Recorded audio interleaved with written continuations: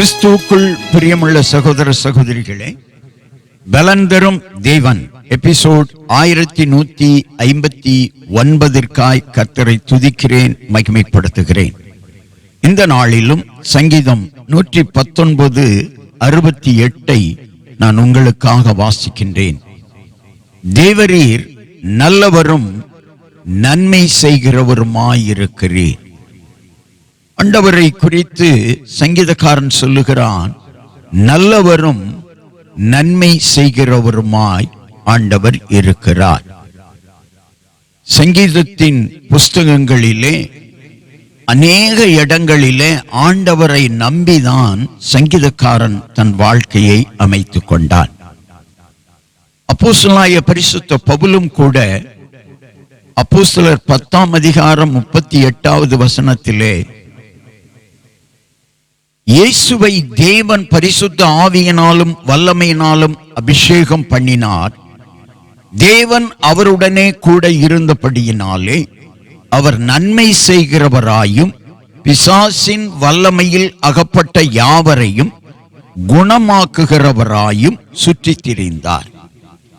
இயேசு கிறிஸ்து நன்மை செய்கிறவராய் இருந்தார். அவருடைய ஊழியத்தின் பாதையிலே அவர் சென்ற இடங்களிலெல்லாம் வியாதியஸ்தர் சுகப்படுத்தப்பட்டார்கள்.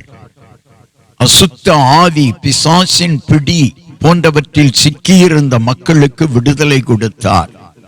கடன் பிரச்சனைகளை மாற்றினார். கைவிடப்பட்டவர்களை தூக்கி நிறுத்தினார். இன்றைக்கும் அதே வல்லமை இந்த உலகத்திலே பிரகாசித்துக் கொண்டிருக்கிறது.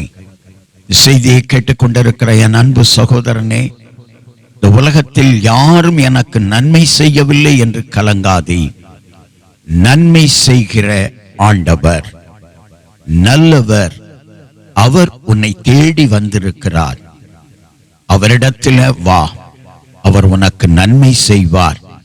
இதுவரை நீ பெற்ற தீமைகள் மாறும். இதுவரை உனக்கு தீங்கு செய்தவர்கள் கூட நண்பர்களாக மாறுவார்கள். இயேசு நன்மை செய்கிறவர். அவரிடத்தில் வாருங்கள், அவர் உங்களுக்கு நன்மையை தருவார். கண்களை மூடி ஜெபிக்கலாம். எங்களை நேசிக்கிற நல்ல தகப்பனே, ஆண்டவர் நல்லவரும் நன்மை செய்கிறவருமாயிருக்கிறீர். இந்த உலகத்தில் யார் யார் நன்மையை பெற்றுக் கொள்வதிலே தயக்கம் காட்டுகிறார்களோ அல்லது நன்மையை இதுவரை பெற்றுக்கொள்ளாமல் இருக்கிறார்களோ அவர்கள் எல்லாருக்கும் ஆண்டவரே நீர் நன்மை செய்யும்படியாய் அவர்களை உம்மிடத்திலே அழைத்து வந்து நன்மை செய்யும்படியாய் ஜெபிக்கிறோம் ஐயா. அல்லேலூயா. சகோதரனே, சகோதரியே, நீ எங்கெங்கோ ஓடினாய், எங்கெங்கோ சென்றாய். அங்கெல்லாம் நீ நன்மையை பெற்றுக்கொள்ளவில்லை. ஆனால் ஒரு தடவை ஆண்டவர் அழைக்கிறார். இந்த அழைப்பிற்கு கீழ்ப்படிந்து இயேசுவிடத்திலே வாருங்கள், அவர் உங்களுக்கு நன்மை செய்வார். உங்கள் குடும்பம் நன்மையை ருசி பார்க்கும். இயேசு கிறிஸ்துவின் நாமத்தில் ஜெபிக்கிறேன் பிதாவே. ஆமென், ஆமென்.